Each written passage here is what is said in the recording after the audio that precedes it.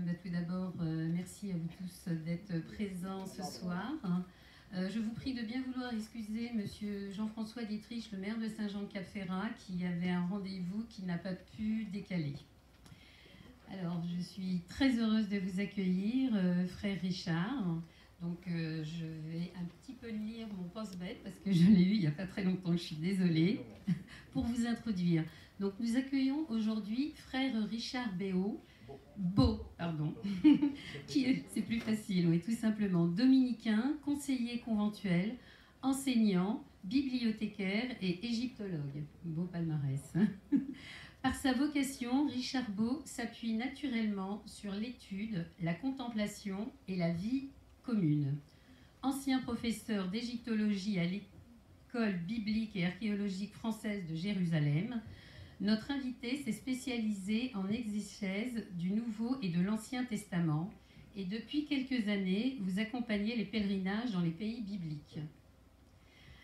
Richard Beau, donc, vous êtes également vice-président de l'association Maat, j'espère que c'est comme ça qu'on prononce, voilà.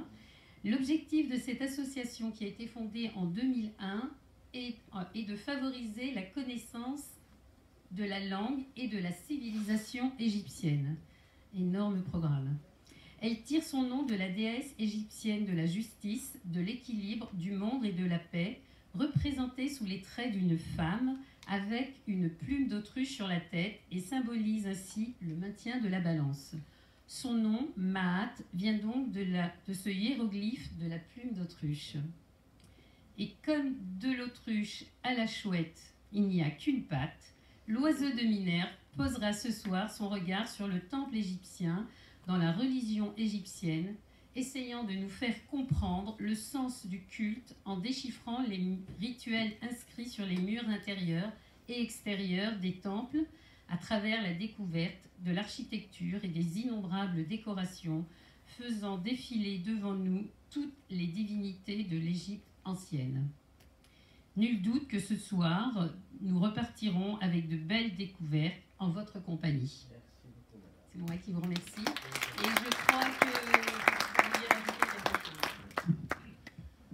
Bonsoir au public nombreux de Saint-Jean-Cap-Ferrat. Je dis nombreux parce que je viens de compter.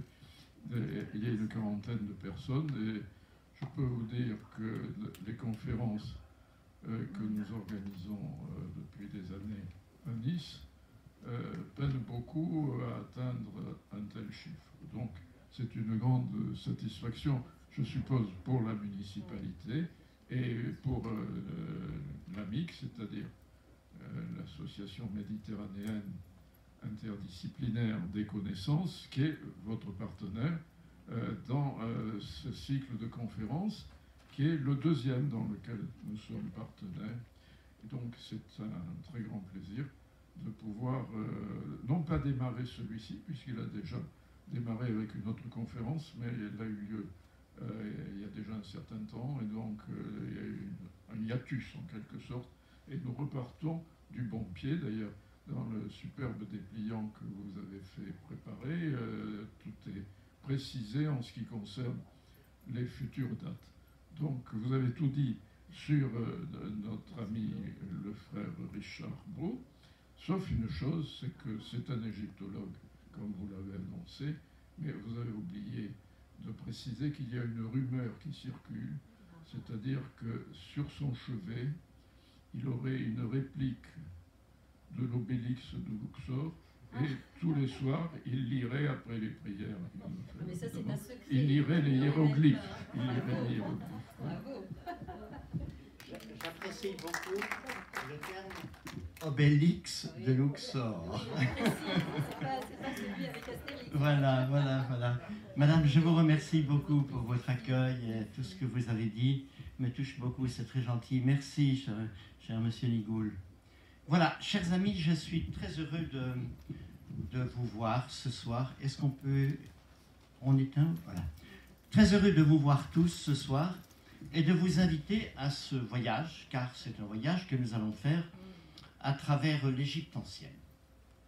Il m'a été donné, vous l'avez évoqué tout à l'heure, donc d'enseigner l'égyptologie à Jérusalem, à l'université hébraïque, et à l'École biblique et archéologique française. J'ai participé pendant de nombreuses années aux fouilles qui étaient menées par le centre franco-égyptien de Karnak.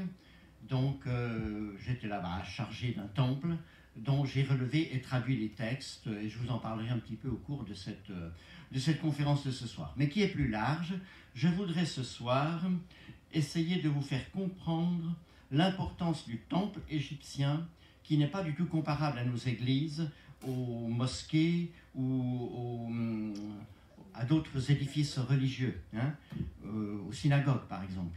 Pas du tout. Le temple égyptien est la demeure du Dieu. Le Dieu, comme le roi, comme chacun d'entre nous, est un très grand personnage. Il faut qu'il habite quelque part. Comme il est le Dieu, le chef du roi, si vous voulez, eh bien il a un personnel. Ce personnel est à son service. Il lui fait un culte matin, midi et soir. Eh bien c'est ce que nous allons voir ce soir au cours de cette heure que nous allons passer ensemble. Je vous propose, si des questions surgissent dans votre cerveau, eh bien de faire un petit échange à la suite de ce que je vais dire, si vous avez des questions, etc. Car il est évident qu'en si peu de temps, je ne peux pas tout dire. Nous commençons notre voyage, avant de commencer ce voyage encore, vous avez tous une connaissance de l'Égypte ancienne, je suppose. Vous avez été à l'école, et puis vous avez été passionné par les découvertes et tous ces dieux égyptiens, qui sont très compliqués, semble-t-il, mais ce n'est pas du tout le cas, vous allez le voir ce soir. Eh bien, ça s'étale sur 3000 ans d'histoire. L'histoire égyptienne se divise en 3 périodes. L'Ancien Empire, le Moyen Empire et le Nouvel Empire. L'Ancien Empire, pour vous donner des dates approximatives, car tout est approximatif, 2700 jusque vers 2200 avant Jésus-Christ. Voilà l'Ancien Empire. L'Empire, c'est à cette époque ont été bâties les pyramides. 80 pyramides en Égypte environ. Cette période va être séparée par une grande période autour de 2000 avant Jésus-Christ jusque vers 1500, 1700 plutôt, avant Jésus-Christ.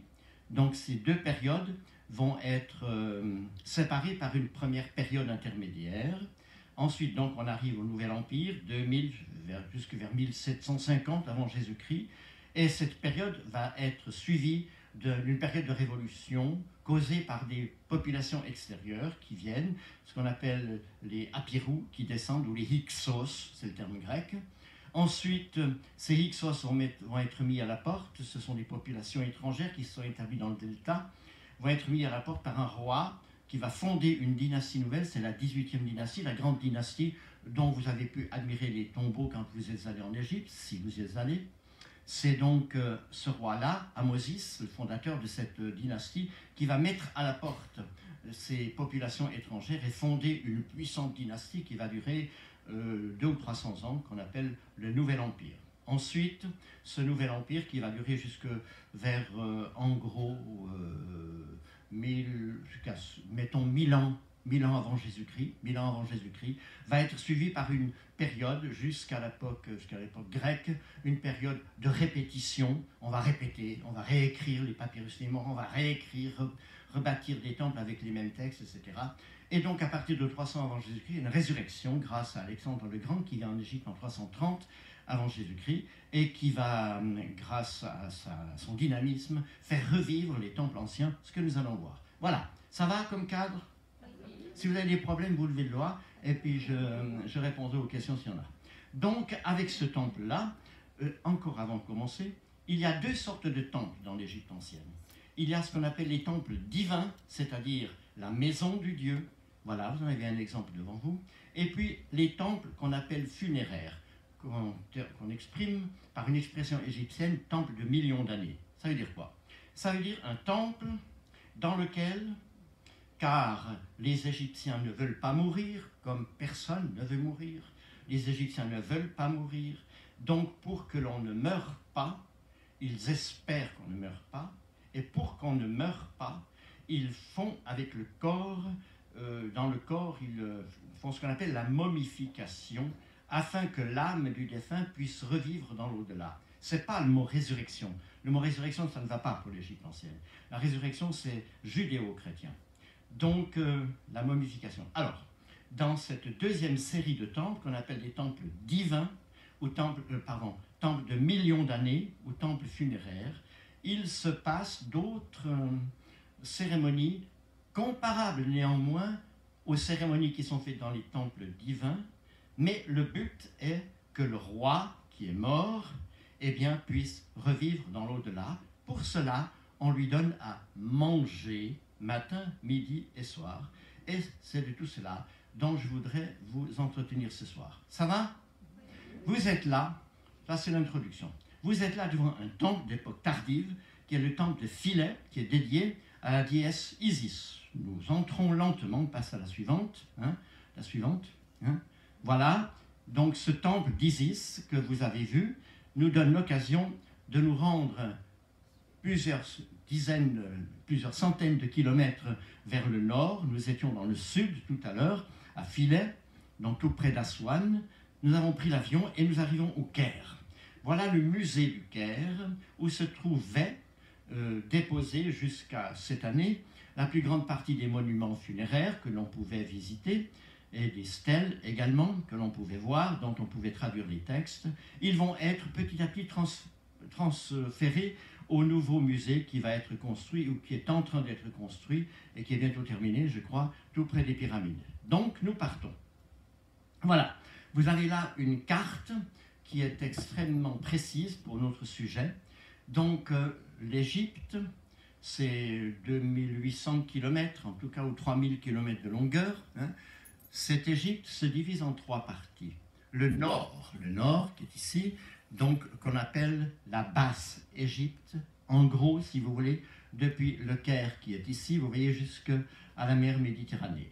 La moyenne Égypte qui s'étale sur cette partie-là, jusque, en gros, du côté d'Abydos, si vous voulez. Abydos, nous verrons plusieurs photos du temple d'Abydos. Et depuis Abydos jusque vers le sud, c'est-à-dire jusqu'à Aswan, et plus loin jusqu'à Abu Simbel, nous sommes dans la Haute-Égypte. Les temples que nous allons visiter et qui ont été construits se trouvent d'un côté et de l'autre du Nil, c'est-à-dire du côté ouest ici, et du côté est, du côté où le soleil se lève, c'est très important cela, le côté ouest où le soleil se couche, l'ouest étant le lieu où sont enterrés les morts, puisqu'il y a un rapport entre la mort et le soleil couchant naturellement. Passons à la suivante. Voilà, nous sommes ici vous voyez, à la pyramide à degrés de Djeser, donc au sud du Caire. Cette pyramide joue un rôle extrêmement important. C'est la première pyramide qui a été construite en Égypte. Elle a été construite afin que le corps du roi puisse être conservé, puisque, comme je viens de vous le dire, si le corps n'est pas conservé, la personne est inexistante, elle disparaît complètement. Donc le but de la momification est de faire en sorte que le roi puisse vivre pour l'éternité. Il est enterré à l'intérieur de la pyramide, au-dessous de la pyramide, naturellement, et il est entouré également de tout ce qui constituait la vie quotidienne qui était la sienne. Vous allez le voir à partir de la suivante. Là, vous avez un graphique qui est très bien fait. Voilà la pyramide à degrés avec les différents bâtiments. Je ne vais pas vous donner une explication sur tous ces bâtiments. Je pourrais rester 2 heures sur cette photo. On ne va pas le faire naturellement. Ce qui est important pour vous, c'est que vous reteniez que nous avons ici affaire à une pyramide. On appelle la pyramide à degrés. Degrés, vous comprenez pourquoi. Le roi, comme tous les personnages, dans les 2 premières dynasties qui précédaient cette 3e, là, qu'on appelle la période Tinnite, le roi était enterré dans la terre naturellement, dans ces 2 premières pyramides, dans ces 2 premières dynasties, dans la terre, et on faisait un tertre au-dessus.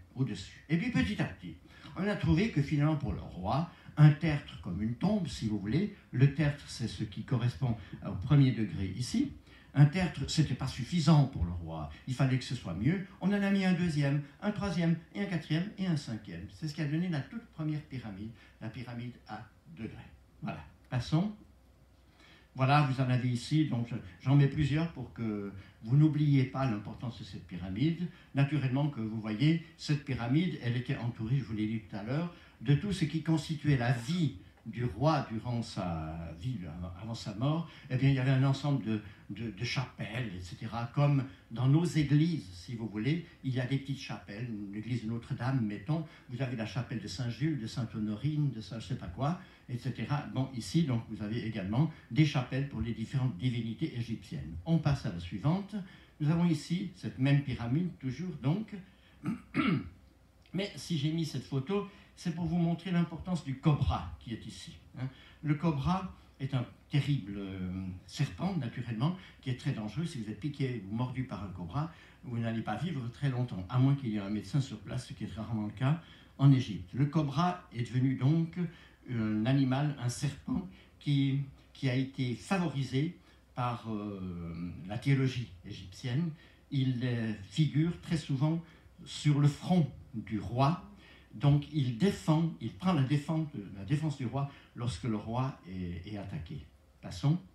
Voilà, là vous avez écrit en hiéroglyphe le nom de l'architecte qui a bâti cette pyramide à degrés.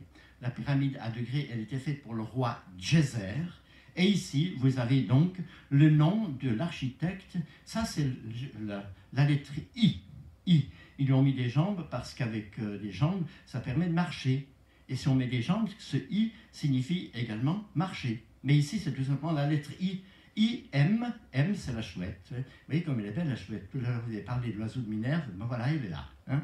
La chouette, ça fait Im. Et puis ça, c'est un hôtel avec un pain dessus, ce qui se prononce Imhotep. C'est le nom de ce brave architecte. Passons. Voilà, je vous ai mis, on va passer assez vite sur cette dimension-là, les trois pyramides que vous connaissez de la 4e dynastie maintenant. La précédente était la 3e dynastie. La 4e dynastie, donc, a repris le principe d'enterrer les morts, les rois, dans une pyramide, mais a éprouvé le besoin d'affiner un petit peu. Alors là où il y avait des escaliers, d'ailleurs dans les temples, dans les textes des pyramides, il est souvent fait allusion à la phrase suivante: « Le roi monte au ciel comme par un escalier ». Vous voyez, l'escalier, c'était la pyramide à degrés, naturellement. Voilà, ici, donc, vous avez les trois pyramides, Khéops, la première là-bas, celle du milieu, Khéphren et Mykérinos, c'est le 2e, 3e et 4e roi de la 4e dynastie. On va passer. Voilà, c'est la même chose également, mais non. Tu peux revenir en arrière? Voilà. Ah non, mais c'est pas grave, tant pis, reste. Voilà. Bon, autour de la pyramide, voilà, on est là. Donc cette pyramide est ces deux pyramides, c'est extrêmement intéressant. J'attire votre attention pour l'autre sujet qui est le temple égyptien. Sur le fait suivant, mais je vais développer cette idée tout à l'heure. Voilà, vous avez la pyramide de Khéops avec la barque. Vous savez que le roi, durant la journée, le mort, qu'il soit roi ou pas d'ailleurs, le mort, durant la journée, sort. Il a besoin, pour vivre dans l'au-delà, d'être constamment sous la bénéfique lumière du soleil.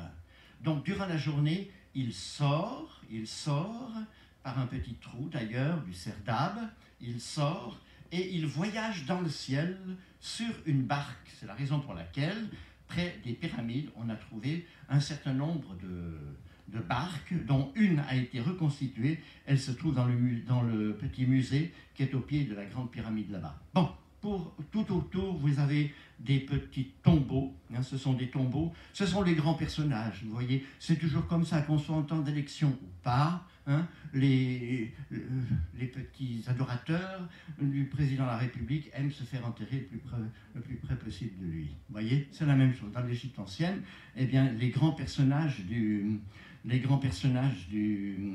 royaume, eh bien, voulaient être enterrés le plus près possible de la pyramide. Donc ça, ce sont des tombeaux. Ce qui est intéressant pour notre sujet, c'est que, donc j'attire votre attention là-dessus, vous voyez, la pyramide, tout le monde se pâme devant la beauté des pyramides, elles sont magnifiques naturellement.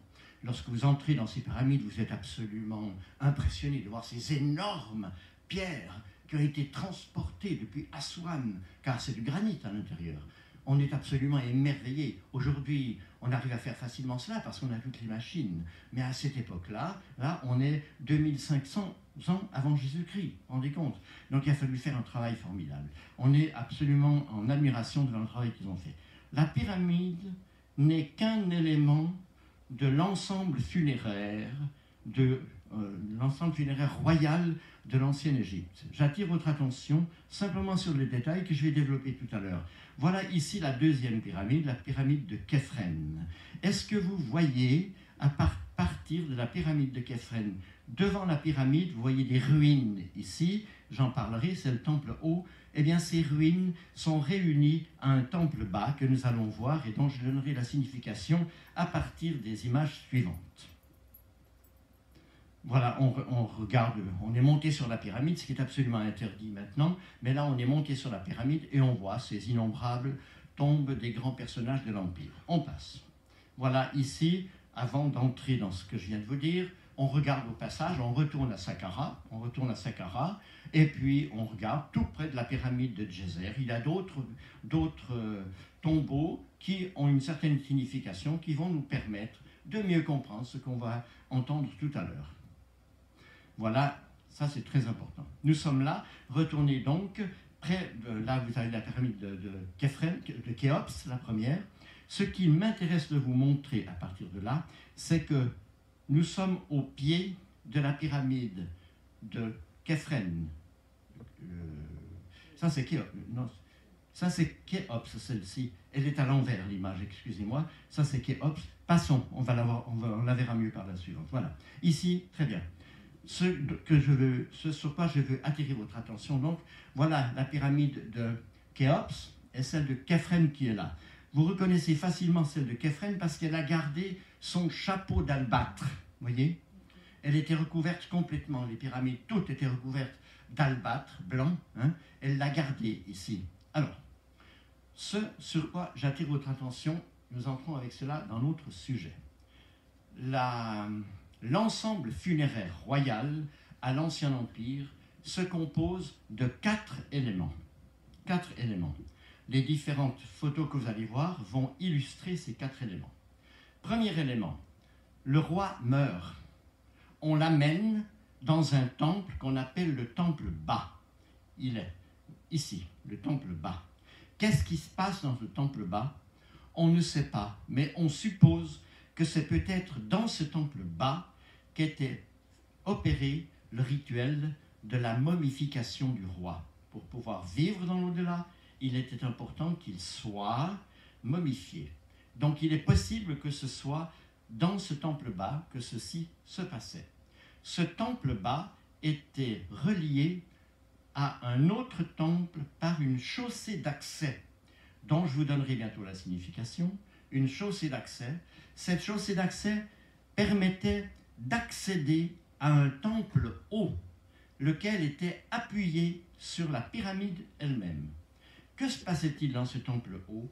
C'est là que chaque jour, un rituel des offrandes était présenté au roi. Nous allons voir cela petit à petit. Passons. Voilà, vous avez ici la représentation graphique de ce que je viens de vous dire.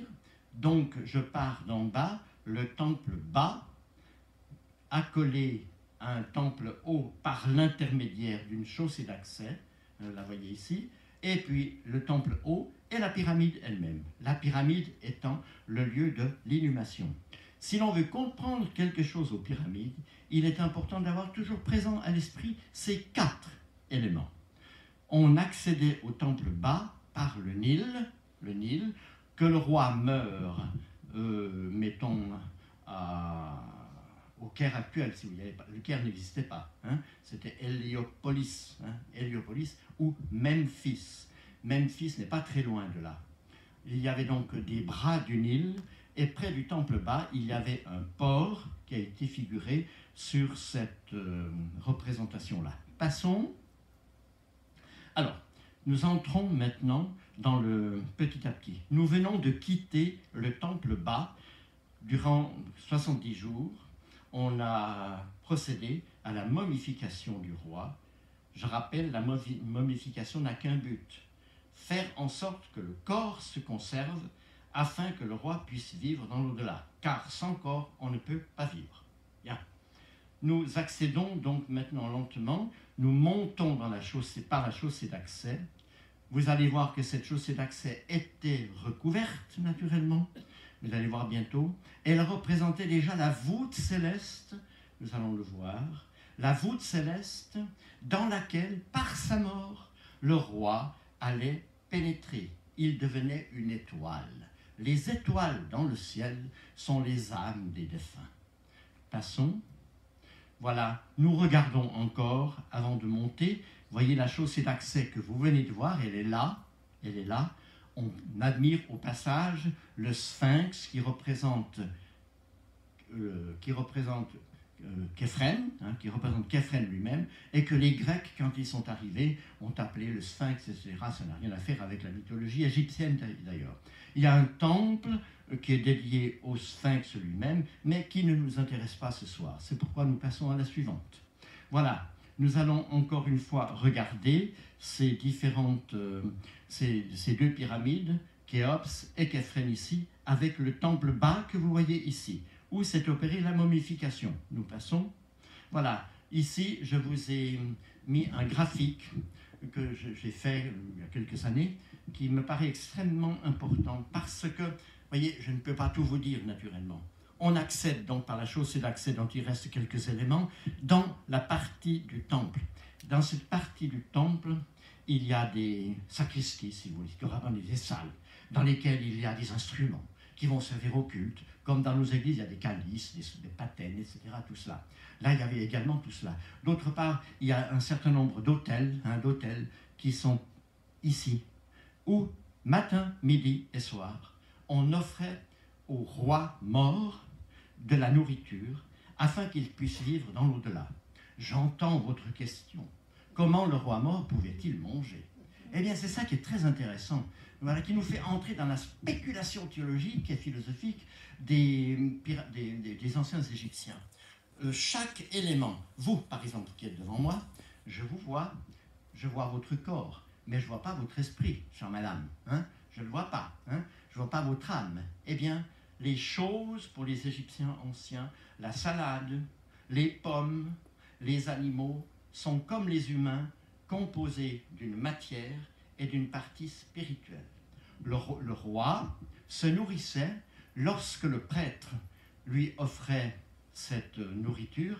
Il prenait la partie spirituelle, il était mort, il prenait la partie spirituelle et la partie matérielle était distribuée aux familles des prêtres. Vous voyez que cette religion ancienne n'est pas d'abord l'expression d'une piété extraordinaire comme c'est le cas dans le judéo-christianisme, mais c'est un système social, c'est un système de partage, un système pour faire vivre l'Égypte. C'est une grande...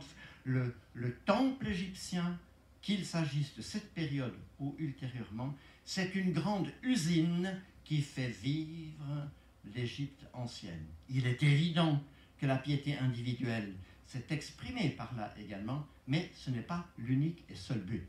Suis-je assez clair? On passe. Voilà, nous regardons encore, nous sommes toujours à l'Ancien Empire, donc là-bas à Saqqara, avec la pyramide à degrés. Je voudrais attirer votre attention, vous voyez, sur cette pyramide-là. Cette pyramide-là, c'est comme un tas de terre. Un tas de terre, oui, de la terre. Avec le temps de faire des pyramides aussi complètes que celles que vous avez vues tout à l'heure, de la 4e dynastie, ça coûtait cher, ça demandait beaucoup d'énergie. Alors les Égyptiens ont profité d'utiliser, pour faire des pyramides, utiliser les monticules naturels de terre, les collines, contre lesquelles ils ont mis des pierres de manière à ce que ça devienne une pyramide. C'est la raison pour laquelle cette pyramide est très délabrée. Donc, vous voyez, c'est parce qu'elle n'était pas aussi solidement construite que les trois que vous avez vus tout à l'heure. J'attire votre attention. Donc ici, nous sommes sur la pyramide d'Ounas, c'est la 5e dynastie, et cette 5e dynastie, c'est la première dynastie à texte. Les textes des pyramides commencent d'être inscrits sur les murs intérieurs des salles. J'ai été très longtemps, j'ai relevé les textes également, je les ai traduits. C'est extrêmement intéressant de voir ça. Mais on en parlera peut-être petit à petit. Ces textes-là nous permettent de comprendre, j'allais dire, la philosophie théologie spirituelle de l'Égypte ancienne. Donc vous avez les mêmes éléments, la pyramide, le temple haut, voyez la chaussée d'accès qui était reliée à un temple bas dont je vous ai parlé tout à l'heure. On passe. Voilà, vous avez donc ici l'arrivée d'une chaussée d'accès, vous voyez, vers cette pyramide que nous venons de voir, la pyramide de... C'est la pyramide d'Ounas, hein, la pyramide d'Ounas, 5e dynastie, avec le temple haut dont il reste quelques colonnes. On passe. Ici, encore une fois, bon, j'en ai mis une deuxième pour que vous puissiez voir, afin que vous puissiez bien retenir ce que je vous dis. On passe. Voilà, ici, donc, les pyramides sont entourées de tombes, des nobles, des grands personnages, mais ceci se trouve également dans la pyramide elle-même. C'est une stèle qu'on appelle fausse porte. Ça veut dire quoi? Ça veut dire que c'est la porte par laquelle, durant la journée, l'âme, la partie spirituelle du roi, sort, car elle a besoin pour pouvoir vivre de la lumière du soleil. Donc elle sort durant la journée par cette stèle fausse porte, et le soir, elle rentre de nouveau dans son appartement nocturne, de manière à pouvoir suivre le soleil dans le monde inférieur, ou le monde inférieur supérieur, si vous voulez, invisible. Donc, ce qui me permet de vous dire que c'est la pyramide d'Ounas, eh bien, son nom est marqué ici. Vous voyez? Là, c'est marqué. En égyptien, ça se dit Ounis. Hein. Ounis, vous voyez, un lapin, N, et puis de I et S à la fin. Ounis. Vous voyez, petit à petit, vous allez déchiffrer les hiéroglyphes. Continuons. Voilà. Alors ça, on est dans la pyramide d'Ounas. On est descendu par un escalier, et lorsqu'on est dans la pyramide d'Ounas, eh bien, on voit tous ces magnifiques textes que je ne vous montre pas ce soir, parce que ce n'est pas une conférence sur la théologie funéraire. Je vous ai mis cette photo afin que vous voyez. Vous voyez, là, vous les avez, les textes des pyramides, en partie. Mais il faut regarder le plafond. Je vous ai dit que la chaussée d'accès était recouverte et peinte des étoiles du ciel, ce qui montre que, dès la momification, le roi monte par la chaussée d'accès, et déjà, en ouvrant les yeux, parce qu'il revit dans l'au-delà, il est parmi tous les défunts, représentés par ces étoiles. On continue? Alors ici, bon, je vous ai marqué, c'est tellement beau que je me suis dit, ça vous ferait plaisir de regarder ces... Vous voyez cette âme ici, une âme, voilà, ce sont les âmes des défunts. Continuons. Voilà, pour vous montrer que ce que je viens de vous dire, qui relève de l'Ancien Empire, hein, donc je vous ai dit 2700 jusque vers 2200 avant Jésus-Christ, l'Ancien Empire. Eh bien, cette idée théologique, elle a perduré durant toute la période égyptienne. Là, nous faisons un saut jusqu'au Nouvel Empire, dans la tombe de Néfertari, l'épouse de Ramsès II, vers 1200 avant Jésus-Christ. Donc, ce que je viens de vous montrer et que vous voyez maintenant sont séparés, ces deux éléments, par 1000 ans. 1000 ans. C'est la même théologie. Regardez ces étoiles ici, ces étoiles. C'est pour cela que je vous ai mis cette photo. Je pourrais tout vous expliquer cela. Là, vous avez le dieu Osiris, hein, le dieu de la mort. Là, vous avez Néfertari. Vous voyez, son nom est marqué ici. Mais on le reverra à plusieurs reprises. Passons à la suivante. Voilà, chers amis. Eh bien, c'est un résumé, encore une fois. Donc, vous voyez, vous avez donc la chaussée d'accès qui arrive au temple haut et le temple haut qui s'appuie sur la pyramide elle-même. Passons. Voilà. Nous faisons maintenant un voyage. Nous étions jusqu'à maintenant dans la région du Caire, si vous voulez. Saqqara, c'est à 30 km au sud du Caire. Hein. Les pyramides de Gizeh sont tout près du Caire, puisque la ville ronge de plus en plus sur le désert. Et bien maintenant, nous avons pris l'avion et nous allons jusqu'à Karnak. Karnak, donc en Moyenne-Égypte, là où se sont installés les rois de la 18e et de la 19e dynastie. 18e dynastie, pour vous rappeler, ce sont Aménophis, Toutankhamon, vous connaissez Toutankhamon, Aménophis IV, c'est-à-dire Akhenaton, vous connaissez, ça c'est la 18e dynastie. La 19e dynastie, c'est les Ramsès, hein.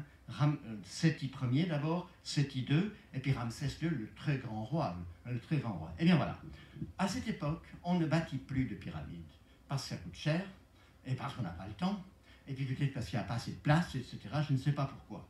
Mais on a trouvé, puisque les rois habitent là-haut à Karnak, ils vont aussi, avec Ramsès II, aller dans le delta, à Pi-Ramsès, vous vous rappelez, hein, Pi-Ramsès, c'est-à-dire Père Ramsès. Père, en égyptien, c'est la maison de Ramsès. Alors, très bien.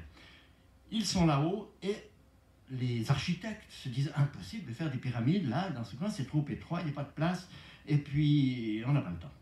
Alors, ils ont découvert une montagne qui a la forme d'une pyramide. Qu'est-ce qu'ils vont faire? Oh, magnifique! Ce qu'on va faire, eh bien, c'est utiliser cette montagne qui a la forme d'une pyramide comme étant la pyramide, laquelle représente l'obélisque Ben, mais j'en parlerai tout à l'heure. Et puis le temple haut, on va tout simplement le bâtir le plus près possible de cette montagne. Donc les temples que vous voyez à l'ouest quand vous êtes à Karnak, ce sont des temples funéraires qui ont exactement la même signification que les temples qui étaient appuyés contre la pyramide, c'est-à-dire le temple haut, où chaque jour, matin, midi et soir, on offrait un culte au roi, tout simplement pour qu'il puisse vivre. Ça va? Alors on va voir certains de ces temples. Passe. Voilà, ici vous êtes chez une femme extrêmement ambitieuse dans l'Égypte ancienne, une femme qui est devenue pharaon, elle s'appelle Hatshepsut. Hat en égyptien, ça veut dire être en avant. Celle qui est en avant des nobles. Hatshepsut. Voilà le sens de ce mot-là. Alors, ce temple paraît surprenant avec des terrasses, etc. Pas du tout, pas du tout. Elle a utilisé comme elle pouvait le terrain. Les architectes de cette époque étaient très intelligents. Donc elle a utilisé le terrain comme elle pouvait. Voyez, vous allez le voir bientôt, donc les temples habituels divins, il y avait l'entrée, et puis une première cour, et puis ensuite un deuxième passage, et puis de nouveau une entrée, ainsi de suite, etc. Comme il n'y avait pas de place pour faire cela au même niveau, eh bien, ici, on a bâti des terrasses successives, qui ont exactement la même signification de ce que je vais vous dire tout à l'heure dans les temples habituels. Donc, temple de millions d'années où était offert matin, midi et soir un culte au roi qui était une divinité afin qu'il puisse vivre, car les dieux meurent en Égypte. Passons. Voilà, on est dans la vallée des rois, il fallait que je vous montre ceci. On voit toujours Meretz. Vous voyez, la pyramide qui est là, hein, la montagne pointue, les Égyptiens l'appellent celle qui aime le silence. Meret Segert. Mérite, Méri, en égyptien c'est aimer. Beaucoup de femmes dans l'Égypte ancienne s'appellent Mérite, l'aimée, la bien-aimée. C'est très beau ce mot-là, je trouve. Et donc, Seger, c'est le silence, celle qui aime le silence. Dans la mort, on se tait. Alors là, bon, c'est l'entrée des différents tombeaux qui sont creusés dans la montagne. C'est ici qu'est Toutankhamon, c'est ici qu'est Ramsès II, c'est ici qu'est Toutmosis, c'est ici qu'est Ramsès VI, etc. Ils sont tous là. Passons. Voilà, encore une fois, on regarde un petit peu, puisqu'on est là-bas, profitons, on a payé notre billet. Passons. Voilà. Maintenant, nous quittons le temple de millions d'années, le temple funéraire, hein, donc 2 millions d'années, hein, on le quitte, et on entre dans la deuxième série de temples. Il y a des temples qui sont dédiés aux divinités, ce sont les plus importants naturellement. Nous allons pénétrer dans ces temples, je voudrais vous en montrer le sens et la signification. Dès le départ, je vous dis qu'un temple égyptien n'a rien à faire avec une église, ni avec une mosquée, ni avec... oui, c'est ça, hein, avec rien. Donc c'est unique, hein, c'est unique. Le temple égyptien est la maison du Dieu. Comme toute personne, le Dieu a besoin de manger. Parce qu'on ne mange pas, on meurt. Les dieux anciens égyptiens sont morts. Il y a une fête qu'on appelle la belle fête de la vallée, comme notre Toussaint, où on va vénérer les dieux morts, si vous voulez. Alors donc, un dieu, ça a besoin de manger. On lui fait un culte matin, midi et soir. Qui donne à manger au père qui vient de mourir? C'est le fils aîné. Pour le dieu, celui qui va donner à manger au dieu, c'est le roi. Mais comme le roi a d'autres choses à faire, il est en guerre, etc., il délègue, il met sur pied un sacerdoce. Les prêtres égyptiens, ce ne sont pas des religieux comme nos prêtres à nous. C'est tout simplement, ce sont des employés de l'État, dont le but est de faire vivre le Dieu, c'est-à-dire, oui, le Dieu dans l'au-delà. Car un Dieu, ça mange comme un homme. Voilà, donc il y a une structure. la structure du temple va se perfectionner depuis l'Ancien Empire. À l'Ancien Empire, c'est une petite cahute de bois, de branchage. Avec le temps, on construit en pierre, et petit à petit, on construit une première salle, on en mettra une deuxième, on en mettra une troisième, et puis on mettra la fille du dieu, et puis l'épouse du dieu, car il y a des déesses, et puis d'autres dieux qui seront là, qui viennent d'autres régions d'Égypte, etc. Le temple va enfler et devenir un très grand monument. Nous sommes ici à Luxor, temple de Luxor, bâti par Aménophis III et complété par Ramsès II, 18e et 19e dynastie. Rapidement, parce que je ne peux pas tout vous dire, vous savez, je regrette beaucoup. Hein. Je vous aime bien, mais je ne vais pas vous embêter quand même trop longtemps. Il y a une chaussée d'accès, qui est là, sur laquelle nous sommes, qui relie ce temple au temple de Karnak, à 4 km de là. De chaque côté, il y avait des sphinx qui représentaient le grand dieu de la 18e et 19e dynastie à Karnak, le dieu Amon, un grand dieu avec des plumes. Ce dieu Amon est un dieu qui s'est imposé petit à petit et qui a remplacé le dieu Montu qui était là à l'Ancien Empire. Donc, une chaussée d'accès. Cette chaussée d'accès permet d'arriver devant le temple. Qu'est-ce qu'il y a? Devant le temple, il y a un obélisque. Vous le voyez, il y en avait deux, un de chaque côté. Vous savez que le frère de cet obélisque, c'est celui qui est à Paris. Hein, c'est celui qui est à Paris. Hein. Alors, qu'est-ce que c'est que l'obélisque? Hein, l'obélisque. Alors, l'obélisque rappelle, je vous dis ça très rapidement, l'obélisque rappelle un mythe de la création. Il y a, vous connaissez tous la Bible, la Genèse. Dans la Genèse, il y a deux mythes de la création, en 7 jours, et puis l'affaire du paradis terrestre. Vous vous rappelez de ça? Bon. Vous vous rappelez? Oui? Ah, très bien. Et en Égypte, ce n'est pas la même chose. Il y a plusieurs mythes. J'en rappelle 3 très rapidement.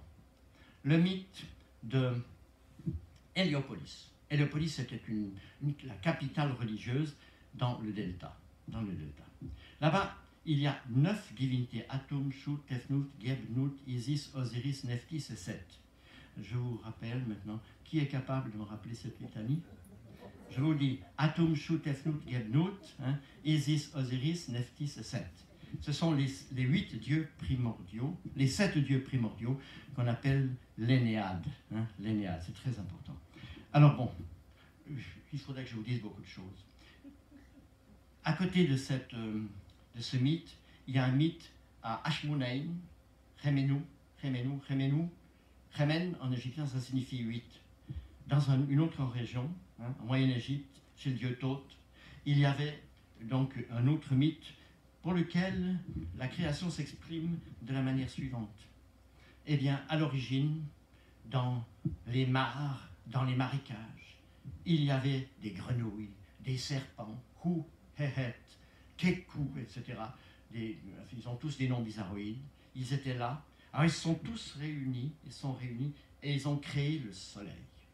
Et le soleil, il est apparu, une fois créé, au sommet d'une pierre qu'on appelle la pierre Ben ou le Béthil. Et de là, le soleil a mis en ordre ce qui était en désordre. Donc, vous voyez ici, le soleil est une création des 8 dieux primordiaux qu'on appelle l'Ogdoad. Eh bien voilà, la signification de l'obélisque, c'est de nous rappeler ce mythe de la création que je viens de vous dire. Ça va? C'est assez clair? Derrière, vous avez l'entrée du temple, ici, hein, au milieu, et de chaque côté, vous avez, on appelle ça un môle, le môle. Alors le môle ouest, ici, ouest là-bas, et le môle est ici.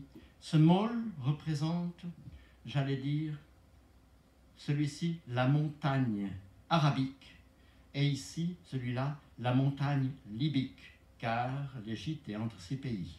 Hein. Montagne arabique, montagne libyque. Et au milieu se trouve l'Égypte. Donc le culte qui est célébré chaque jour a comme but de faire en sorte que le tout qui a surgi à l'existence par l'acte créateur soit conservé dans sa beauté, dans sa pureté jusqu'à la fin des temps. Donc le but du culte, qui est de donner à manger au roi, sur cette signification se greffe une deuxième signification. À l'origine, pour les Égyptiens, il n'y avait que de l'eau, une énorme masse d'eau. Et tout à coup, ces dieux ont eu l'idée de faire dans cette masse d'eau, d'établir une place où les hommes puissent vivre. Eh bien, pour que les hommes puissent vivre, il faut qu'ils mènent une vie éthique très haute, d'où la composition de livres éthiques comme les maximes de Ptahhotep dans l'Égypte ancienne, et en même temps l'invention du culte. Le but du culte est de faire en sorte que cet ordre cosmique qui est représenté par la déesse Maat soit perpétué jusqu'à la fin des temps. Donc pour un Égyptien, si le culte n'est pas célébré matin, midi et soir, c'est la fin du monde qui s'établit. Voyez donc l'importance de ce môle, de ces deux môles, qui représentent donc la chaîne arabique, la chaîne libyque, avec le temple au milieu, qui fait en sorte, par son culte, que l'Égypte soit conservée le plus longtemps possible, afin que les hommes puissent vivre. Le plus beau pays du monde, disent les textes égyptiens, c'est Kemet ou Kémi, qui signifie l'Égypte en égyptien ancien. Passons, parce que je commence à les lire un peu long. Voilà, donc ici, naturellement, on arrive au temple lui-même, vous voyez l'obélisque très loin, et vous avez ici le dieu Khnum, ou bien la représentation du dieu Amon. Le bélier, c'est aussi le dieu Amon. Imen, ça signifie celui qui est caché en égyptien. Nous passons. Voilà, eh bien, je me suis dit que ce serait intéressant de voir ces deux obélisques. Voilà, ça, c'est celui de Toutmosis. Il y en avait beaucoup d'obélisques. Ils sont été répartis à travers le monde, puisqu'il y en a un qui est en France. Là, on est à Karnak. On n'est plus à Luxor, on est à Karnak. Et puis ici, vous avez le deuxième obélisque de Madame Hatshepsut, grande reine de la 18e dynastie. Passons. Voilà, encore une fois. Bon, c'est pour vous faire voir cela. Ça, c'est celui de Toutmosis. On passe. Voilà. Nous allons voir maintenant une chose. Nous sommes montés sur la montagne Meret Segert. Vous vous rappelez cette montagne pointue dans laquelle sont creusés les tombeaux? Vous avez encore ça en mémoire? Oui. Eh bien voilà, on est monté sur cette montagne afin de bien voir le temple. Ça, c'est le temple de Medinet-Habu, temple funéraire de millions d'années de Ramsès III, mais qui a la même signification que ce que je viens de vous dire. Je voudrais attirer votre attention sur la chose suivante. Vous voyez, le temple se trouve à l'intérieur d'un territoire. Le temple est là, vous voyez, là. Et vous avez un territoire qui est délimité, comme le montre la flèche, par un mur de briques crues. Vous le voyez? Ça, c'est très important. Ce mur de briques crues représente l'île initiale qui est apparue à la surface du Noun, où il n'y avait que de l'eau. Les dieux ont fait apparaître une île initiale de manière à ce que le temple puisse être construit, la demeure du Dieu, et que le culte puisse y être célébré, afin que le cosmos perdure dans son équilibre. Ma'at signifie l'équilibre cosmique ou la justice. Eh bien, nous allons pénétrer un petit peu dans ce temple-là et voir petit à petit ce qui s'y passe. Donc, retenez l'idée, le temple lui-même est là où est apparue l'île primitive, qui était une île de feu, où se trouvait l'obélisque, la pierre Ben-Ben, de laquelle le soleil qui est venu se poser dessus a mis en ordre le monde, ou l'a fait surgir. Il y a deux mythes là. Il a craché. Le crachat, c'est ce qui a surgi à l'origine et qui a donné le cosmos ou la Terre. Et puis il y a un autre mythe qui est un petit peu sexuel. Celui-là, le dieu soleil s'est masturbé et c'est ainsi qu'est sorti le ciel, le cosmos. Passons sur ces choses. Là, vous avez le même temple, vous voyez. Je vous ai donné la signification de l'entrée du temple et répété avec différentes salles. Nous allons faire un petit peu le tour de ce temple maintenant et je vais vous dire certaines petites choses. Passons. Voilà, encore une fois, là, c'est le même temple, vous voyez. Nous allons, vu d'hélicoptère, vous avez le temple ici, des restes ici, sur lesquels j'ai travaillé d'ailleurs, c'est le palais du roi. Je voudrais vous montrer ce qui se passe, ce qui est dessiné sur les deux môles, sur les deux môles, et puis derrière et de l'autre côté là-bas. On va voir ça. Continuons. Alors bon, là je vous ai mis des plans pour nous reposer un petit peu. Vous voyez, ça c'est le temple de Medinet Habu, celui qu'on vient de voir d'ailleurs précisément. Mais on passe. Là, nous sommes de nouveau à Medinet Habu. Alors regardez bien. Donc, vous connaissez maintenant la signification de l'obélisque. J'ajoute une deuxième signification. Dans les textes d'époque tardive, très intéressant de les traduire d'ailleurs, eh bien, les deux obélisques, les deux môles ici reçoivent des noms. Il y en a un qui s'appelle Isis et l'autre Nephthys. Ce sont les sœurs d'Osiris. Donc, rappel de toute la théologie funéraire. Et il y aura encore une autre signification qu'on va voir bientôt. Voilà, vous arrivez à voir, c'est ce que je vais vous dire maintenant. On est toujours à Medinet Habu, on entre dans le temple, etc. Et là, le temple montre la fonction, la signification et la mission du roi. Le roi est ici en train de tenir par les cheveux des ennemis qu'il a battus, qu'il a vaincus dans un combat, et il les offre au dieu Amon. Le rôle du roi, c'est de faire en sorte, puisqu'il est le premier prêtre, c'est de faire en sorte que par l'acte liturgique, l'ordre cosmique perdure. Mais des ennemis qui viennent envahir, comme les Russes le font maintenant là-bas de leur côté, eh bien, c'est une perturbation de l'ordre cosmique. Il revient donc au rôle du roi, qui est un prêtre, de faire en sorte que le désordre soit éloigné. Les ennemis, c'est le désordre. Donc, offrir les ennemis à la divinité, c'est dire que le roi a été fidèle à sa mission. Donc, c'est un acte liturgique qui est exprimé ici. Passons. Mais, vous avez la même chose ici, là, c'est le même détail. Là, voyez bien le roi avec ses figures. Si vous les analysiez bien, ces figures, on n'a pas le temps de s'arrêter à cela, on voit les Égyptiens étaient très forts en dessin.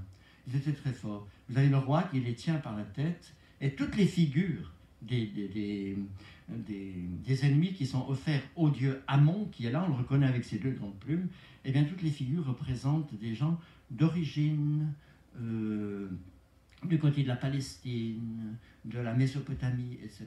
Des visages sémites. Ils ont bien marqué cette différence. On passe. Voilà. De l'autre côté du pylône, là, on était sur le pylône qui est de votre côté. Maintenant, moi, je suis derrière le pylône. C'est la même chose. Le roi part à la chasse au taureau. Vous voyez, le roi est ici, il est sur son char tiré par un cheval et il a tué un taureau. Le taureau sauvage. Les ours dans les Alpes-Maritimes. Eh bien voilà, ça porte atteinte à l'ordre cosmique. Il faut aller les éliminer. Donc, aller à la chasse dans l'Égypte ancienne, c'est un geste théologique et liturgique. On passe. Voilà, ici, vous ne voyez pas grand-chose. C'est les peuples de la mer. Pour que vous voyez bien, j'ai mis un dessin que nous avons fait quand j'étais là-bas. Passons. Voilà, un dessin. Donc, ça, c'est la technique égyptologique. J'entre pas là-dedans, ça vous embêterait. Donc, vous voyez ici, vous avez Ramsès III. Ramsès III a fait tout ce qu'il pouvait pour défendre son royaume. Mais, à certaines époques, à son époque, justement, des peuples venaient du nord, depuis la Grèce, depuis la Turquie actuelle, ce qu'on appelle les Hittites, si vous voulez. Ils arrivaient par bateau, et ils venaient envahir le delta. C'est la deuxième fois. Ils avaient bâti un mur pour empêcher les étrangers de venir. Vous voyez que ce n'est pas nouveau, cette idée-là. Donc, ils avaient bâti un mur, mais là, à l'époque ultérieure, l'époque de Sinoué, vous connaissez Sinoué l'Égyptien. Donc, à l'époque ultérieure, à l'époque de Ramsès III, eh bien, il a fallu monter une armée et aller combattre ces gens qui venaient dans le delta et qui voulaient s'établir là. Eh bien voilà, c'est une atteinte à l'ordre cosmique qui a été établie par la création et c'est la raison pour laquelle le roi part à la guerre et repousse. Donc tout cela est représenté sur les murs du temple afin que afin que l'ordre cosmique établi à l'origine soit perpétué. On passe. Alors bon, cette histoire que je viens de vous dire a fait l'objet de poèmes, de textes égyptologiques. Il y a un grand bonhomme qui s'appelle Pantaour qui a fait un poème. On appelle ça le poème de Pantaour. Alors on peut le traduire si vous voulez, mais ce soir on n'a pas le temps de le faire. Là, il est sur le mur de Karnak. Passons. Voilà. Ça, c'est tout simplement pour faire un peu vite, pour vous montrer l'ensemble de Karnak. L'ensemble de Karnak. Là, le temple principal. Moi, j'ai travaillé sur ce temple qui est là. Le lac sacré, etc., dont je dirai quelques mots tout à l'heure. Là-bas, il y a un temple qu'on appelle le temple de Mout. Mout, c'est la mère du dieu Amonmout Ronsu, je dirai un mot tout à l'heure. Et puis ici, le temple de la divinité du Moyen Empire, qui est un dieu guerrier, le dieu Montu. On passe. Là, vous avez la même chose, mais uniquement sur Karnak. Alors, ce que je vais vous dire, voilà, on a passé un peu vite, mais ce n'est pas grave.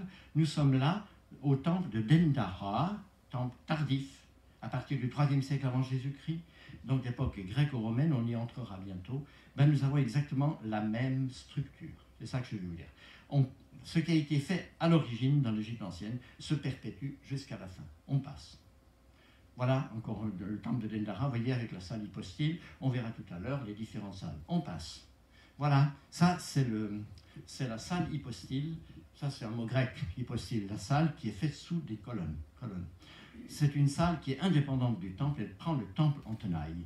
On va entrer dans cette salle hypostyle en prenant la suivante. Voilà. Ça, dans tous les temples, il y a une salle hypostyle. Là, on était à Dendara, oui. Maintenant, on revient à Karnak, le grand temple dynastique de Karnak. Ceci date de l'époque de Ramsès II. Vous voyez, son nom est marqué là. Hein, voyez, User Maatre Setepenra. Ça veut dire, donc, c'est le nom de Ramsès II. Alors, quelle est la signification de cette salle hypostyle? Oh là là, il faudrait que je vous dise, je parle 2 heures, hein, mais je ne le ferai pas. Hein. Voyez, vous avez ces colonnes.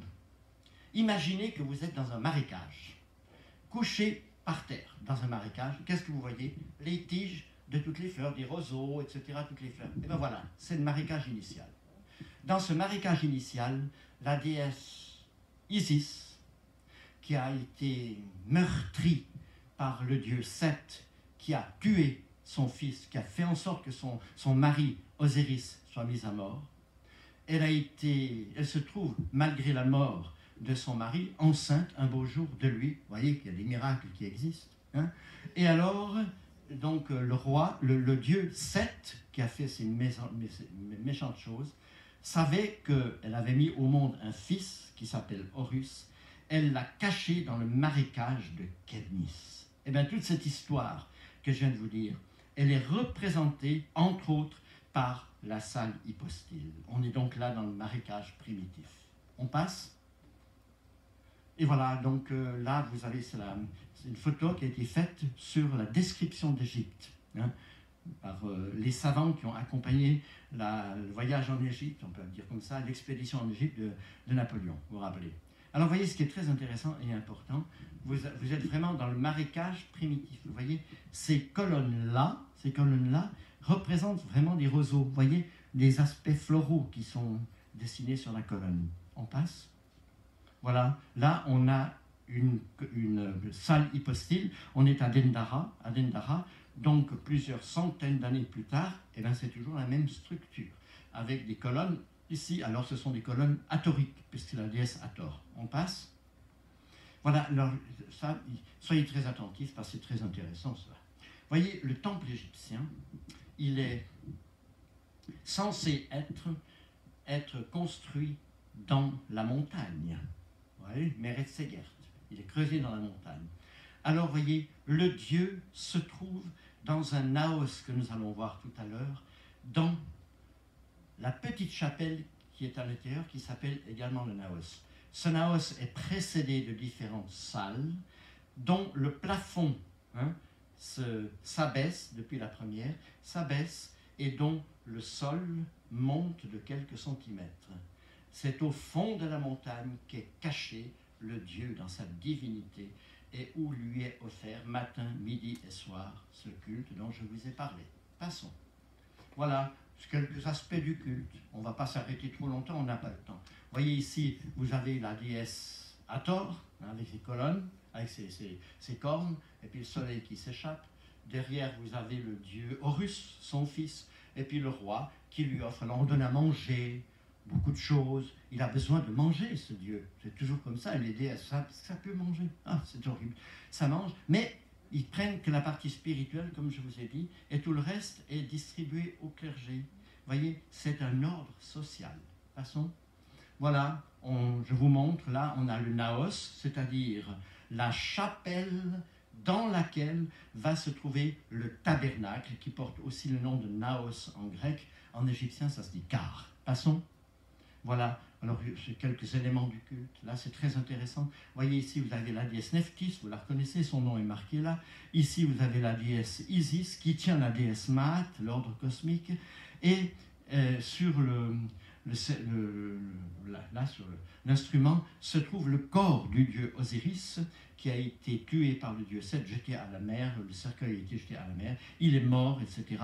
Et la déesse Isis va venir voler, elle s'est changée en oiseau, en hirondelle, elle va se trouver enceinte du dieu Osiris mort, elle mettra au monde le dieu Horus. Passons.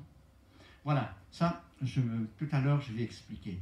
On est dans le temple lui-même, on a le ventre de la déesse Nout, vous voyez, c'est de l'eau qui est d'où sort le soleil. On verra la signification symbolique de tout ça dans un petit moment. On continue.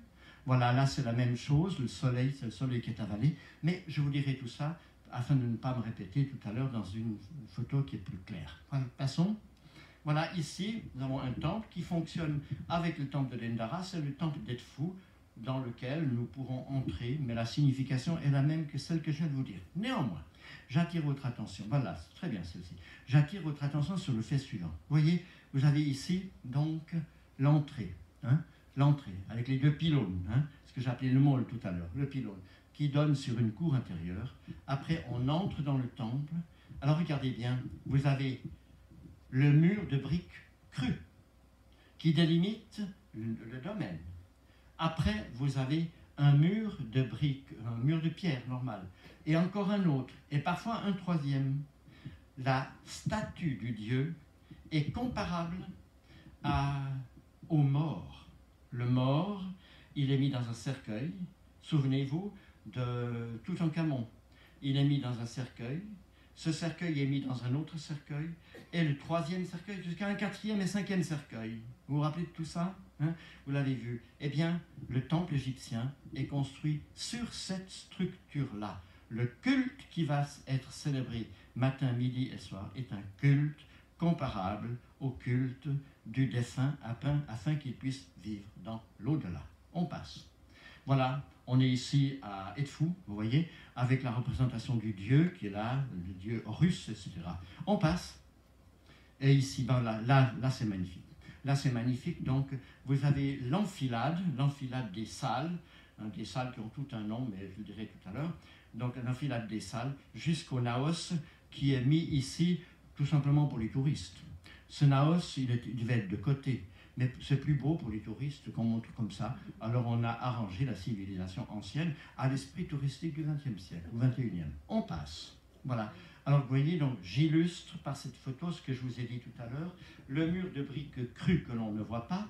Vous avez le premier mur ensuite du temple, un deuxième mur du temple, et à l'intérieur les différentes salles. Ce qui vous rappelle les différents sarcophages successifs dans lesquels étaient enterrés les rois. On passe. Voilà, encore une fois, on regarde au passage. Voilà, là c'est... J'aurais des choses à vous dire. Là, vous voyez, on est dans la chapelle dans laquelle se trouve le tabernacle ou le naos, ou car en égyptien. Alors il y avait un rite, j'ai traduit le texte, très intéressant, donc un rite qui était célébré le matin au lever du soleil. La statue était là-dedans, dans le naos, et puis alors c'était fermé avec des portes, et le prêtre qui était chauve arrivait ici, il baisait le sol. Qu'est-ce qu'il faisait ensuite? Il ouvrait les portes, il saluait la statue par une grande inclination, il la prenait, il la déshabillait, il la lavait, il lui mettait ses vêtements pour le jour, et il lui donnait ensuite à manger. Exactement ce que vous faites tous les jours vous-même quand vous vous levez. Alors, vous voyez, le roi, le dieu dans l'Égypte ancienne, c'est une personne humaine à la puissance X. Passons. Voilà, donc le Naos qui est là. Et puis devant le Naos, la barque sacrée. En Égypte, on se baladait sur le Nil. Donc le taxi dans l'Égypte ancienne, c'était des barques, des barques. Eh bien, le Dieu dans le ciel, il se lève le matin, le soleil, il se couche le soir, eh bien, il se balade, le Dieu, dans une barque. On appelle ça la grande barque Ouïa. Passons, on en verra de belles tout à l'heure. Quelques-unes des divinités de l'Égypte ancienne, ça c'est un Dieu très intelligent. C'est le Dieu Thoth. Le Dieu Thoth, qui est un Dieu de l'intelligence, du savoir, etc. Eh bien, il était dans un temple en Moyen-Égypte. Passons. Un autre Dieu, le Dieu Horus que vous avez déjà vu, donc le fils de Isis, dont le temple se trouve à Edfou. Passons. Voilà. Quelques offrandes qui sont faites, je vais passer très vite, vous voyez. Vous avez ici la déesse Hathor, suivie de son fils, le dieu Horus, et le roi qui lui offre différentes choses. Là, il lui offre l'horizon, vous voyez, l'horizon, d'où sort le soleil. Il lui offre l'horizon, pourquoi? Parce qu'en lui offrant l'horizon, il lui offre l'ordre cosmique en demandant à la divinité qu'elle perpétue cet ordre cosmique, afin qu'on puisse vivre. Là, c'est le dieu Anubis, le dieu de la momification, vous le voyez ici. C'est ce chien, Inpu en égyptien, on passe.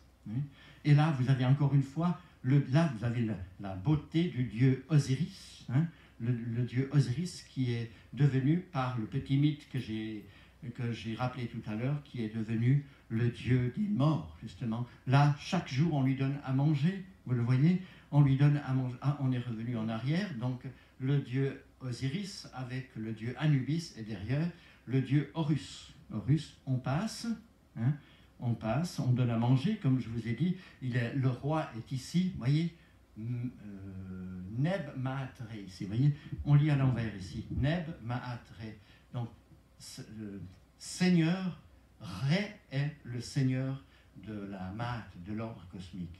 C'est magnifique cela, Neb Maatre, c'est la déesse, c'est la reine Hatshepsut qui porte ce nom-là. Passons. Voilà, encore d'autres. Alors, on va passer assez vite parce que je ne vais pas vous raser trop longtemps. Là, vous avez donc encore une fois une déesse, c'est la déesse Maat, la déesse Hathor, je veux dire, devant lequel se trouve le roi Séti II. Nous sommes là, Séti Ier, pardon. Séti Ier, nous sommes à Abydos, là, c'est l'un des plus beaux temples de l'Égypte. On passe. Voilà, ici nous sommes à Karnak. À Karnak, c'est toujours la même chose. Si j'ai mis tout ça, c'est pour vous montrer qu'à travers toute l'Égypte, c'est toujours la même chose, représentée avec des dessins, toujours les mêmes, mais avec la particularité des dynasties. Là, vous avez le roi, qui se trouve devant une table d'offrande, vous voyez tout ce qu'on lui donnait à manger, c'est invraisemblable. Il doit avoir des indigestions, le pauvre Dieu. Le dieu Amon, la déesse Mout, et le dieu Honsu. En Égypte, le dieu n'est jamais seul. Le dieu est en famille. Il a une épouse. À Karnak, c'est la déesse Mout, qui signifie la mère, et ils ont un enfant, Honsu, qui représente la lune, et qui représente toujours, l'enfant représente toujours le roi régnant. Passons. Voilà, ici nous sommes de nouveau à Abydos, vous avez le roi Séti Ier devant le dieu Osiris, avec sa couronne Atef, on lui fait une offrande d'encens ici. Vous voyez, c'est marqué ici, Ir Senedjer Enitef. Ir Senedjer, c'est-à-dire faire une offrande d'encens à son père, Enitef, à son père. Donc l'encens, l'égyptien, en égyptien, le dieu se dit Nedjer, l'encens se dit Senedjer. Donc Senedjer, ça fait penser, ce S, Senedjer, c'est un verbe causatif.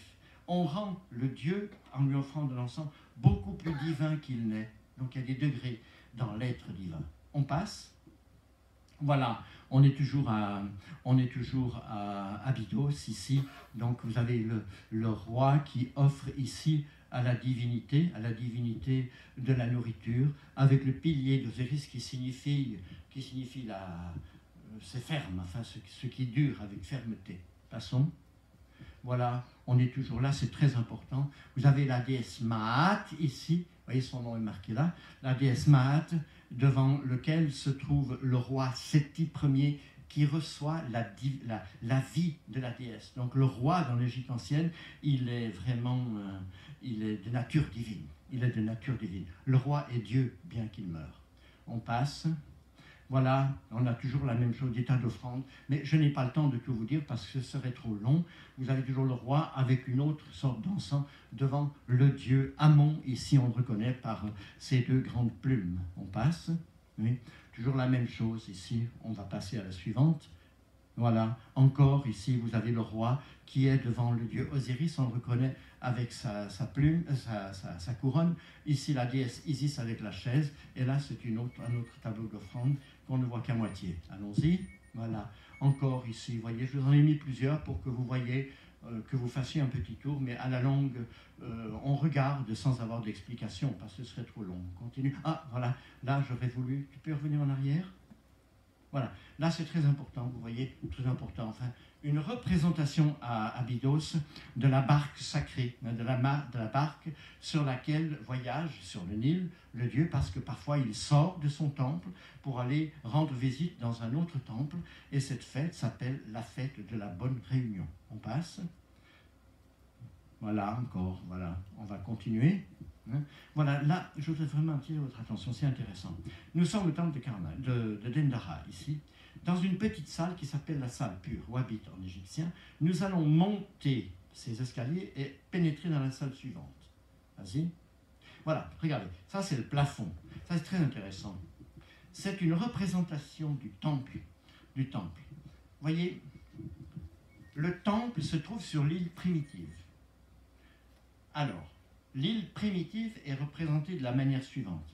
Là, vous avez les pieds, vous voyez, de cette déesse sur la terre. Mais au-dessous de la terre, il y a de l'eau. Cette déesse, c'est la déesse Nout, une vieille déesse primitive, qui sépare, grâce à sa stature, et sa robe représente de l'eau, vous voyez, de l'eau, qui sépare la terre et le ciel. Le soleil se couche le soir, il est avalé par la déesse.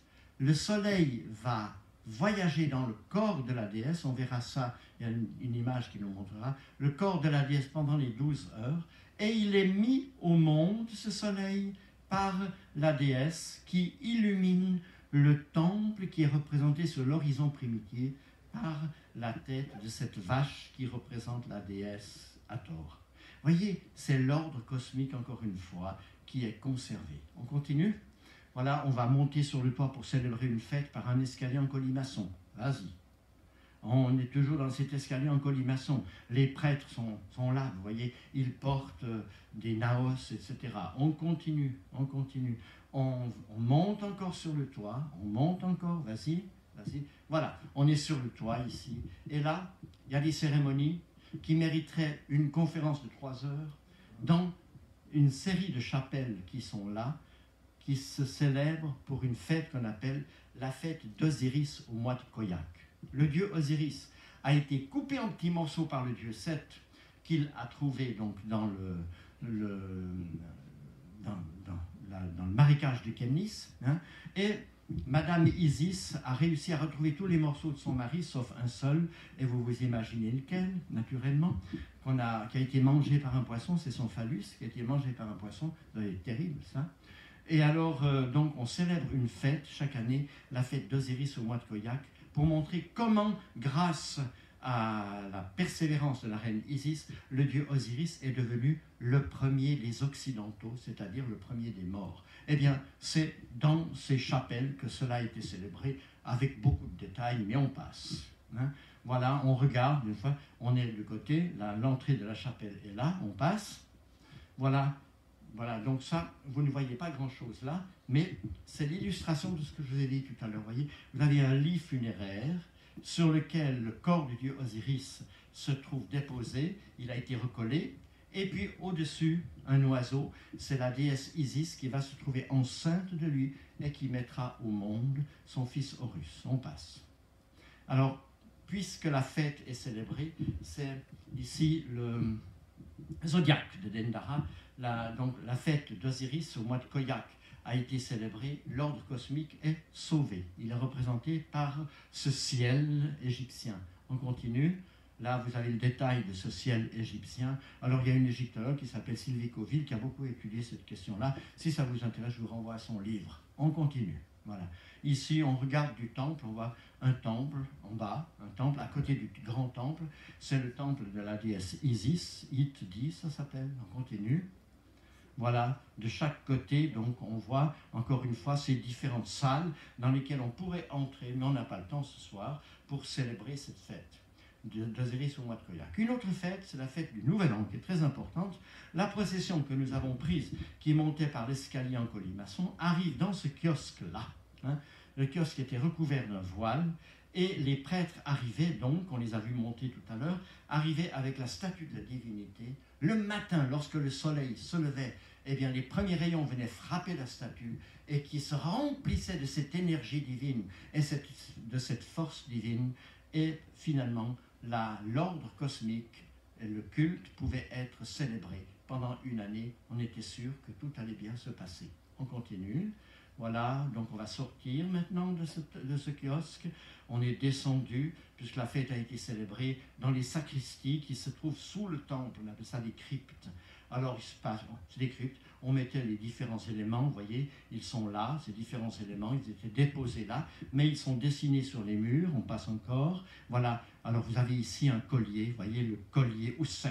Ça, c'est la partie qui était sur la poitrine, et derrière il fallait un pendentif pour le tenir parce que c'était horriblement lourd, etc., qui représente des sistres séchéchettes, qui faisaient du bruit, etc., et qui sont offerts à la divinité. On passe, et voilà, ça c'est intéressant. Je m'arrête une petite minute. Vous voyez, l'agrandissement de ce que vous avez vu tout à l'heure. Alors, vous voyez, la déesse Hathor est une déesse qui aime la musique. Elle aimait bien boire un coup, elle aimait le pinard. Hein, elle aimait bien. Hein. Et la déesse de l'ivresse, elle l'a appelée souvent la déesse de l'ivresse, et puis elle aimait la musique, elle aimait danser. Alors voyez ça, c'est avec la mèche de l'enfance, ça représente le roi. Le roi, hein, c'est le dieu Hihi, c'est le fils de la déesse, hein, le fils de la déesse, et donc il lui dit qu'il l'aime bien. Alors ici c'est très intéressant, vous voyez, la Sechet M, Unemi, Menat, M, Yabi, Rentesh, Chemet, M, Serem. Vous voyez, donc dans sa main droite, le sistre Séchéchet. Dans la main gauche, le collier Ménat. Là, ce n'est pas le collier Ménat qu'il a, mais c'est ça qui est marqué. Alors, réjouir sa majesté avec le sistre Séchéchet. C'est intéressant.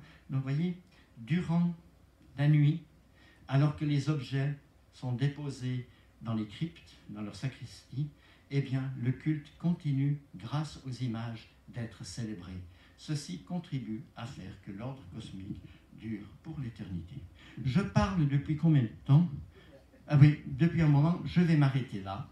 J'aurai encore d'autres choses à vous dire, mais ce serait trop long. Voilà, on peut peut-être éteindre ou bien le laisser là. Si vous avez une question à poser, mesdames et messieurs, je suis prêt à répondre. Ai-je été assez clair d'abord? Oui. Vous voyez, moi, j'aime l'Égypte. Vous l'avez remarqué. J'aime l'Égypte. Ah, très bien, parfait, un peu de lumière, oui. Oh là, vous êtes gentil. J'ai l'impression d'être la déesse, hein, avec vos, hein, qui est applaudie par son fils ici. Voilà, merci beaucoup. Donc, j'aime l'Égypte. Pour moi, l'Égypte représente une énorme civilisation. Elle est à l'arrière-fond, l'Égypte, pas du judéo-christianisme naturellement, parce que le judéo-christianisme, le judaïsme a son originalité, mais à un certain lieu, je dois dire que moi qui ai traduit des milliers de textes, eh bien, je me rends compte que l'esprit humain est toujours le même et se pose partout les mêmes questions, et il essaye de se donner les réponses qu'il peut. Les Égyptiens anciens ont essayé. Il existe une énorme littérature à côté de ce que vous avez vu ce soir, une littérature qui est exprimée sur les papyrus. Il y a des chants d'amour, oh, je vais vous en lire un. Il y a des chants d'amour extraordinaires qu'on trouve et qui nous montrent qu'on est devant une civilisation extrêmement profonde. Ça vous intéresse? Je vous en lise un? Juste un seul. Je ne veux pas vous embêter trop. Ah, il faut que je pose Je trouve la page. Hein. Je trouve la page. Parce que j'ai marqué. Non, c'est très beau. Alors, regardez. Page 159. Non, c'est tellement beau. Non. Voilà. Merci beaucoup. Merci. Écoutez, c'est si beau. Donc ça, c'est un papyrus qui se trouve à Berlin. Il y a un très beau musée égyptologique à Berlin, comme celui du Caire, celui de Paris. Écoutez ça. Ça s'intitule Amour éternel. C'est un égyptologue qui s'appelle Schott, que je n'ai pas connu, mais qui a très bien traduit ce texte. Il se trouve sur ce papyrus-là. Nous désirons reposer ensemble. Dieu ne peut pas nous séparer. Aussi vrai que tu vis, je ne t'abandonnerai pas avant que de moi tu ne sois lassé. Nous ne voulons qu'être assis chaque jour en paix, sans qu'aucun mal ne survienne. Ensemble, nous sommes allés au pays d'éternité pour que nos noms ne soient pas oubliés. Qu'il est beau le moment où l'on voit la lumière du soleil éternellement et Seigneur dans la nécropole. Voyez comme c'est beau. Encore un autre là. Ô mon épouse Osiris, ô mon Seigneur Osiris, le chef des prêtres prononcera 4 fois le ciel est réconcilié avec la terre. Les pleureuses crient, j'ai purifié ma bouche, j'ai mâché du natron, je me suis encensé avec l'encens posé sur le flambeau, je suis pur, lustré, encensé. Isis dit, c'est vous, madame, qui le dites à votre mari, vous voyez. Viens vers ta demeure, ma bien-aimée, viens vers ta demeure. Tu n'as pas d'ennemi, ô bel enfant. Viens vers la demeure afin que tu me vois. Je suis ton épouse, celle qui t'aime. Ne te sépare pas de moi, bel adolescent. Viens un instant dans ta demeure. Je ne te vois pas, mon cœur te supplie, mes yeux te désirent. Je te cherche afin de te contempler. Vous voyez, c'est magnifique, c'est magnifique. Et il y en aurait d'autres encore. Mais peut-être que vous avez une question? Personne? Je vous ai assommé? Non, je m'en voulais. Oui, madame. Est-ce que vous organisez des voyages? Et non, je n'ai plus le temps maintenant. Je n'ai plus le temps. Vous voyez, après mon retour en France, j'ai organisé pendant quelques années, c'est pas moi qui organisais, c'était une agence parisienne, l'agence Terre Entière, qui organisait des voyages et qui m'invitait comme conférencier sur les bateaux. Alors j'ai fait ça quelque temps, mais je n'ai malheureusement plus le temps maintenant, parce que je me suis lancé dans d'autres voyages, parce que je me suis spécialisé sur la Bible également, c'est inséparable, vous voyez. Alors je vais partir déjà dans 3 semaines, un mois, je pars en Israël et en Jordanie, donc je n'ai plus le temps d'aller en Égypte. Mais j'ai tout ça en moi, vous voyez. Alors je contemple le soir en fermant les yeux ces richesses intérieures. J'aimerais vous les partager, mais je les fais ce soir. Voilà. Merci beaucoup. Je crois qu'il est temps que vous alliez manger et boire quelque chose. Hein. Moi, je dois dire que j'ai horriblement soif. Il y a de l'eau ici, je vais en prendre un peu. Je vous remercie infiniment, mesdames et messieurs. Je vous souhaite une bonne soirée et un bon retour chez vous. Au revoir. Merci beaucoup. Merci beaucoup. Merci.